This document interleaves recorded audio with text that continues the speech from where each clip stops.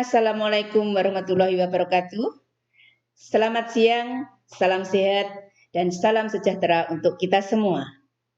Perkenalkan, saya Suprapti dari program ISP MCE STIE Malang Kusiswara. Pada kesempatan pagi hari ini, saya ingin mengucapkan selamat datang dan selamat bergabung kepada para mahasiswa baru STIE Malang Kusiswara tahun ajaran 2020-2021. Pada kesempatan hari ini saya ingin mengajak teman-teman untuk bisa memahami apa sih program ISP itu. Nah, ISP itu kepanjangannya Indonesian Studies Program. Nah, apa itu?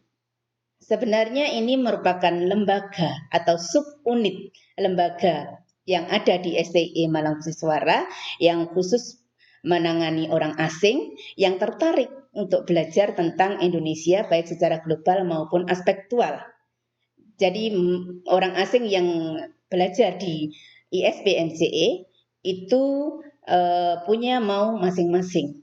Mereka ada yang tertarik untuk belajar tentang bahasa Indonesia, ada yang tertarik tentang budaya, ada yang tertarik tentang Indonesia. Oleh karena itu, program di ISP MCE ini kami membaginya dalam 3 hal. Yang pertama itu program BIPA atau Bahasa Indonesia bagi Penutur Asing. Nah, ini sebenarnya apa? Mereka tertarik dengan bahasa Indonesia, belajar bahasa Indonesia. Untuk apa sebenarnya? Nah, mereka punya tujuan yang berbeda-beda. Oleh karena itu, kami membaginya dalam beberapa jenis program. Untuk yang pertama, program BIPA ini ada program reguler, itu ada yang berdurasi hanya 1 bulan dan ada juga yang berdurasi semester, 1 semester atau 2 semester. Nah, yang berdurasi 1 bulan yang dilaksanakan secara rutin setiap tahun itu disebut dengan program intensif.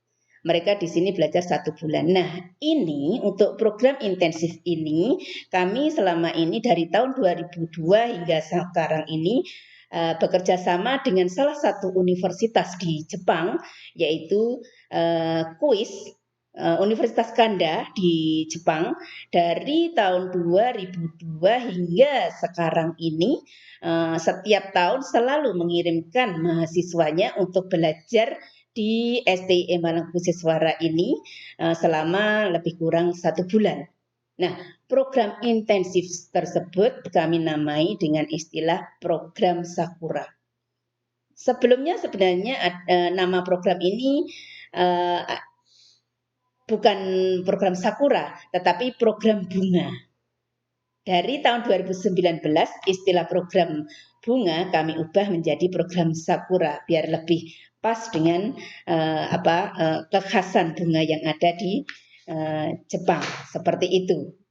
Kemudian selain program intensif itu ada program semester yang dilaksanakan, ada yang 1 semester, ada yang 2 semester. Nah, untuk di program di ISP untuk yang BIPA reguler ini ada beberapa, yaitu program yang 1 tahun dan ada yang 1 semester juga. Ini kerjasama juga dengan Kanda Universitas. Namun dari pemerintah ternyata juga ada salah satu program beasiswa yang dibiayai oleh pemerintah Indonesia. Jadi pemerintah Indonesia mendatangkan mahasiswa asing ke Indonesia setiap tahun itu berjumlah sekitar 750 mahasiswa. Nah, kita di STIE Malang Kusiswara ini setiap tahun juga mendapatkan mahasiswa program Dharmasiswa yang asalnya itu tidak hanya dari 1 negara, tapi dari beberapa negara. Selama ini program di STIE Malang Kusiswara ini, program BIPA-nya yang program Dharmasiswa itu ada dari Jepang, Madagaskar, kemudian Nigeria, Swedia, Polandia, India, dan yang lainnya masih banyak lagi.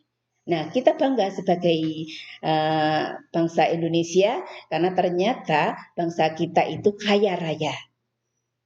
Kaya karena apa? Bisa membiayai sejumlah mahasiswa asing untuk belajar di Indonesia. Bagaimana sebaliknya? Apakah yang untuk yang ke luar negeri untuk kepentingan mahasiswa Indonesia juga ada? Ada sebenarnya. Dari kampus ini pun ada. Nanti akan saya jelaskan lebih lanjut. Nah, kemudian yang BIPA khusus itu yang program berikutnya yaitu ada program BIPA khusus. Program BIPA khusus ini durasinya sesuai dengan kesepakatan. Ada beberapa mahasiswa yang mau belajar hanya 2 minggu. Ada yang 1 bulan, ada yang 3 bulan, atau ada yang 1 tahun. Nah, sebenarnya apa kegiatan mereka selama di sini? Apakah yang program BIPA itu hanya belajar bahasa Indonesia? Tidak. Sebenarnya dari kegiatan-kegiatan yang dilakukan, selain belajar bahasa Indonesia di dalam kelas, mereka juga belajar banyak tentang budaya Indonesia. Termasuk ini ada kelas pilihan untuk mereka, ada pilihan tari, ada membatik, ada silat. Itu kita perkenalkan di dunia internasional. Nah, kemudian juga ada kelas sosial. Kelas sosial ini juga kami mengenalkan ini beberapa tempat yang terkait dengan padepokan seni di Indonesia, di Kota Malang khususnya. Seperti itu seperti yang bisa Anda lihat, ada yang belajar membuat topeng. Kemudian ada yang dengan gamelan.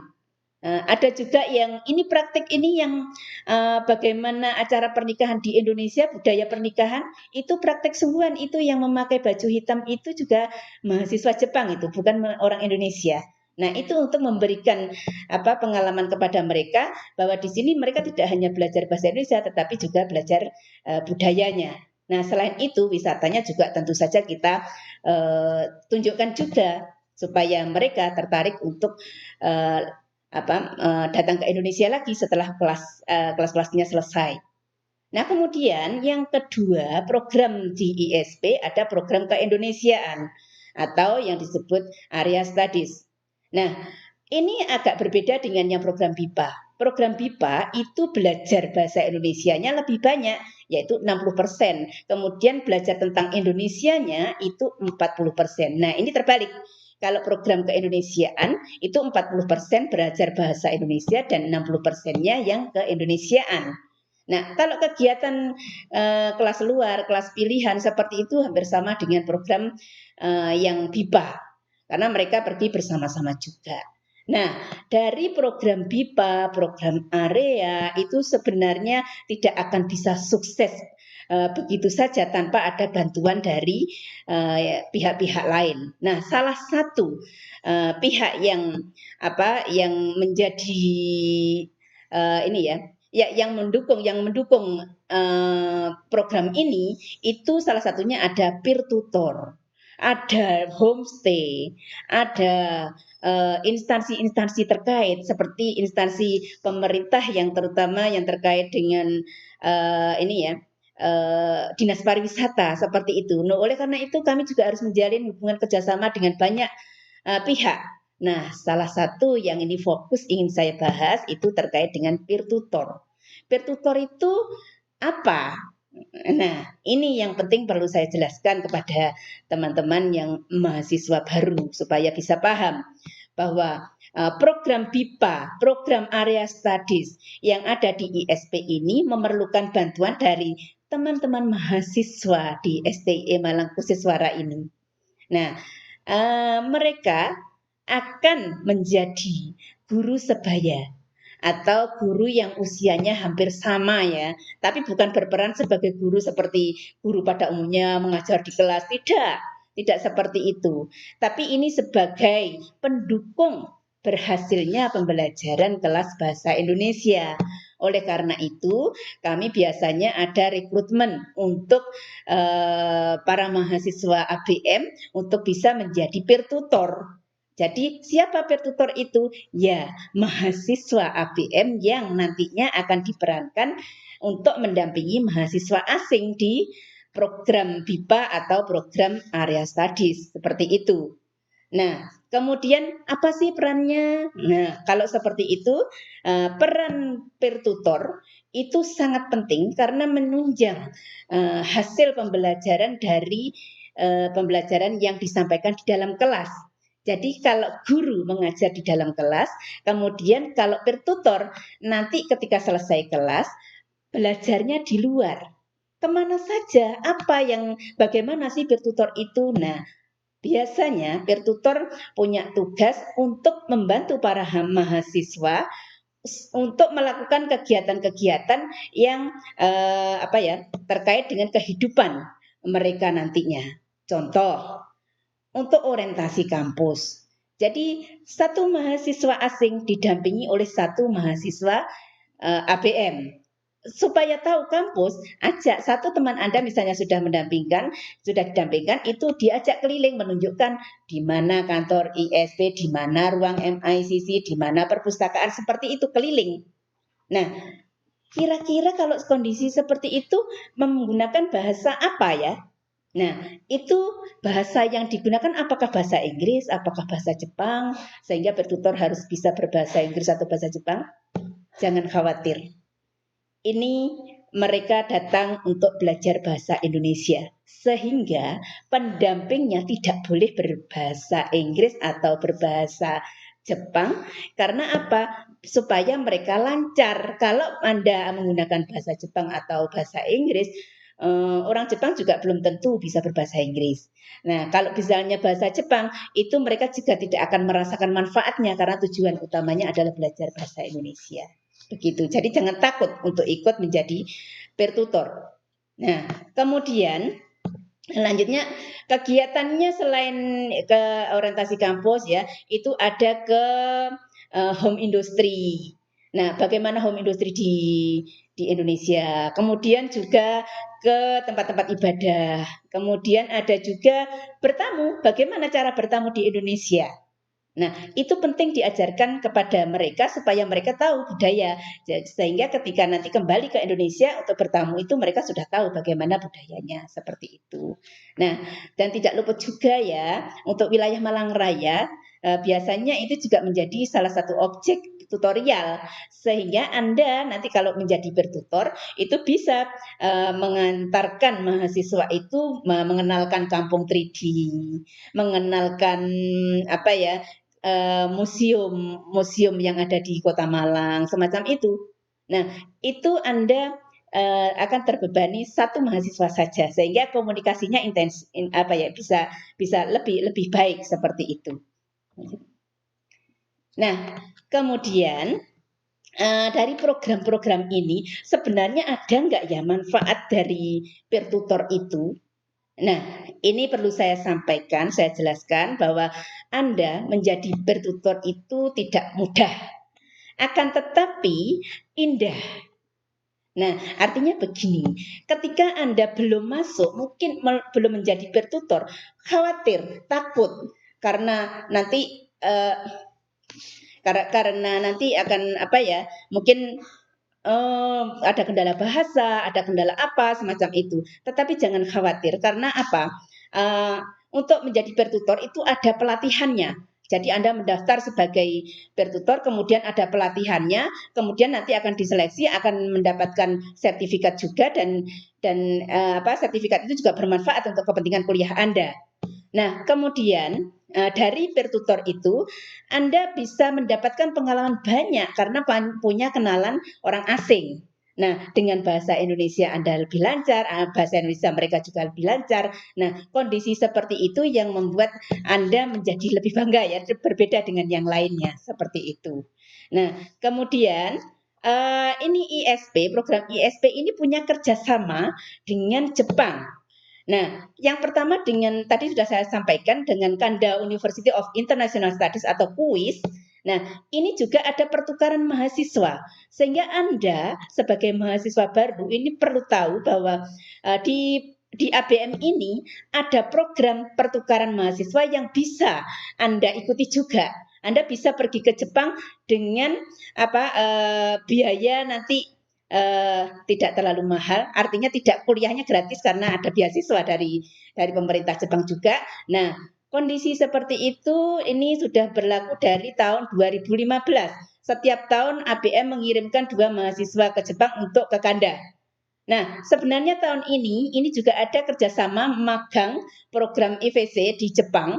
Itu sebuah yayasan yang menangani mahasiswa asing yang magang di Jepang, termasuk Indonesia. Nah, yang lalu sudah ada penandatanganan MOU. Tahun ini sebenarnya ABM juga mengirimkan 6 mahasiswanya untuk mengikuti magang di sana, tetapi karena kondisi COVID-19 akhirnya tidak bisa. Dulu waktu mereka yang sudah tes, sudah lulus, itu sebenarnya sudah persiapan untuk berangkat ke sana. Tetapi ya mungkin akan ditunda tahun depan. Seperti itu. Nah, kemudian untuk program program yang lainnya itu ada program bahasa Jepang. Oh maaf, ini perlu saya jelaskan juga ya. Yang ini ya, kegiatan di mahasiswa di kuis. Mahasiswa ABM yang belajar di kuis itu yang memakai alma mater warna oranye. Itu juga salah satu mahasiswa yang baru pulang dari Jepang. Kemudian mereka belajar di kampus. Setiap ada kegiatan di kampus juga selalu mengikuti, selalu diajak. Selain itu, ketika ada festival budaya di Jepang, mereka juga diajak untuk pergi ke sana bersama-sama dengan kegiatan, mengikuti kegiatan-kegiatan yang ada di KBRI. Itu sebelahnya itu Mas Ridwan itu juga ikut acara festival Indonesia di Jepang. Seperti itu, senang sekali di sana. Dan terkait dengan biaya, sebenarnya untuk biaya nanti akan tergantikan ketika Anda sudah belajar di sana, kemudian dalam waktu 1 bulan mungkin bisa bisa sambil bekerja seperti itu. Kalau di Jepang begitu, dan hasil bekerjanya itu luar biasa. Bahkan ada yang pulang bisa untuk DP mobil juga ya. Ini ceritanya begitu. Ya. Nah, jika Anda sudah paham terkait dengan yang program BIPA, nah tolong ini ya, kalau Anda ingin tahu banyak tentang ISP, silakan di-follow akun Instagram, kemudian ikuti YouTube-nya, kemudian FB-nya, seperti itu ya. Ini bisa difoto ya nanti ya. Silakan difoto. Nah, yang ketiga saya akan menyampaikan terkait dengan program bahasa Jepang. Tadi sudah saya jelaskan bahwa program kita tidak hanya untuk kepentingan mahasiswa asing, tapi kita juga harus memandaikan bangsa Indonesia juga. Nah, sebenarnya ini ya, kursus bahasa Jepang di ISP ini berbeda dengan kursus yang lainnya. Apa sih istimewanya? Nah, terkait dengan itu, karena di ABM ini ada kerjasama dengan Jepang untuk mengirimkan mahasiswa pertukaran ya, untuk mendapatkan beasiswa di Jepang. Kemudian juga ada program beasiswa magang ke Jepang ya. Nah, kondisi seperti itu, kalau Anda hanya bisa berbahasa Inggris ke Jepang, mungkin Anda akan kesulitan untuk untuk bisa survive. Karena apa? Di sana nasionalismenya tinggi. Tidak banyak orang Jepang yang bisa berbahasa Inggris. Oleh karena itu untuk bisa lancar semuanya, kalau misalnya Anda ke Jepang masuk di seleksi itu, Anda harus mempersiapkan diri dari sekarang. Siapkan kursus bahasa Jepang Anda. Karena apa? Untuk di ISP itu kursusnya dipersiapkan memang untuk mengikuti seleksi beasiswa pertukaran mahasiswa ke Kanda University. Nah, selain itu juga persiapan seleksi untuk magang ke Jepang. Nah, biasanya kalau untuk magang ke Jepang ada semacam level tertentu yang menjadi salah satu persyaratan. Nah, di sini juga ada persyaratannya, harus kalau level-level dalam di bahasa Inggris seperti itu kan ada level macam-macam ya. Kemudian ke Jepang ini juga ada, tetapi yang menentukan itu SDI sendiri. Oleh karena itu Anda akan mudah kalau harus mengikuti N3, mencapai N3. N3-nya yang di sini dengan JLPT itu akan berbeda. Nah, di STE ini untuk seleksi magang yang menentukan Anda sudah masuk di level berapa itu dari STE sendiri, sehingga kesempatannya lebih besar untuk bisa masuk ke sana. Kemarin ada 8 mahasiswa yang sudah mengikuti tes wawancara, ternyata yang diterima ada 6 dan mau berangkat ternyata ada corona. Alhamdulillah. Nah, kemudian istimewanya lagi apa? Karena di sini itu ada banyak mahasiswa dari Jepang, kemudian juga mereka memang ada yang dari program Japan Foundation, itu memang guru bahasa Jepang yang dikirim ke Indonesia, sehingga sebagian waktu dari kursus Anda, itu Anda bisa belajar dengan native yang dari Jepang. Jadi penduduk asli Jepang, bahasanya dari kecil sudah bahasa Jepang, seperti itu. Nah, kalau misalnya Anda tertarik untuk itu ya sebenarnya ini tadi menjadi modal Anda. Kalau Anda dari pertama sudah ikut kursus bahasa Jepang, itu menjadi modal dalam 1 tahun Anda sudah bisa lancar, ketika tes Anda sudah tidak perlu repot-repot untuk belajar lagi bahasa Jepang. Artinya persiapan untuk ditinggal di sana itu yang harus dipersiapkan dari sekarang. Nah, kemudian ini ada di bawah naungan ISP ini ada satu unit aktivitas pendukung program BIPA, yaitu Malang Kusiswara International Culture Center atau sering disebut MICC. Nah, apa MICC itu?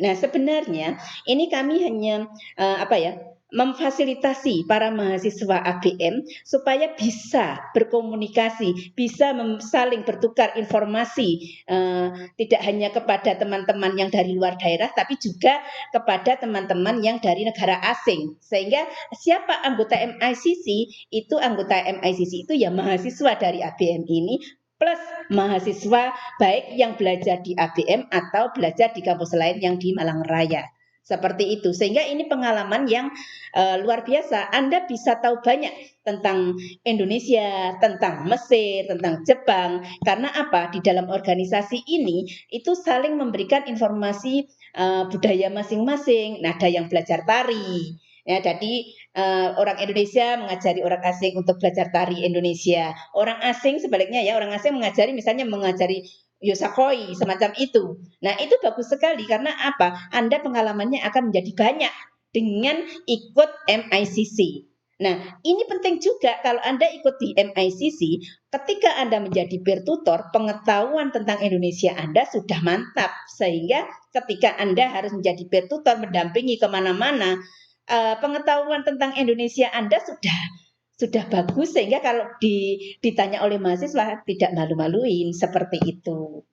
Nah, ini penting sekali ya. Jadi kegiatannya banyak, kadang praktik membuat makanan Indonesia, kadang praktik membuat makanan Mesir. Kemudian ada budaya yang dikenalkan, misalnya bagaimana minum teh secara tradisional di Jepang. Terus bagaimana belajar ini ada yang belajar bahasa Arab seperti itu. Anda juga boleh kalau di MICC bisa belajar bahasa Jepang. Yang dari negara yang memang mahasiswanya berbahasa Inggris bisa juga belajar bahasa Inggris seperti itu dan sebaliknya. Jadi semuanya akan punya manfaat. Dan kalau Anda masuk di MICC, Anda pengetahuannya banyak, untuk di peer tutor itu akan memperlancar kegiatan Anda. Nah, ini sebenarnya salah satu modal yang bisa Anda bawa ke Jepang.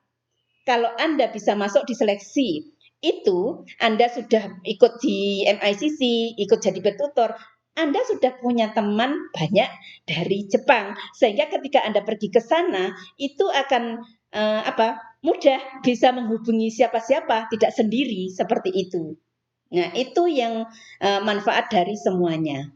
Mudah-mudahan apa yang saya sampaikan ini menambah semangat Anda untuk belajar di STI Malang Kusiswara ini dan kami menunggu Anda bisa bergabung juga dengan program di ISP MCE. Baik itu program bertutor untuk bertutor menjadi bertutor atau menjadi ikut anggota MICC. Itu bagus sekali untuk kepentingan Anda. Pengalaman luar biasa akan Anda dapatkan di situ semuanya.